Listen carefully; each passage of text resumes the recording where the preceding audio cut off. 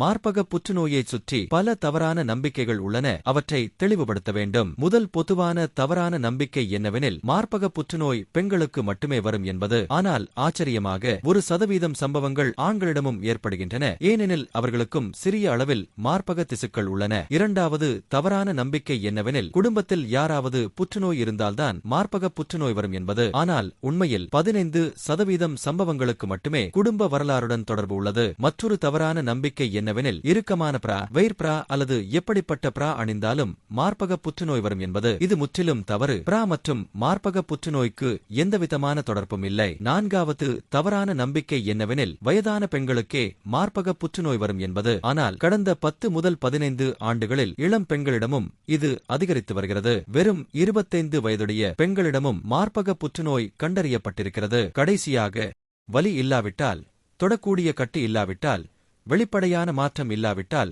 மார்பக புற்றுநோய் இருக்காது என்று பலர் நம்புகின்றனர். ஆனால் சுமார் பாதி நோயாளிகள் எந்த கட்டியையும் உணராமல் எலும்புகள், கல்லீரல், மூளை போன்ற பிற உறுப்பு பகுதிகளுக்கு பரவிவிட்ட நிலையில் நேரடியாகவே வருகிறார்கள். எனவே இந்த தவறான நம்பிக்கைகளை நம்பாமல் முறையான சோதனைகள் செய்து கொண்டே இருப்பது மூலமே நோயை முன்னதாக கண்டறிய முடியும்.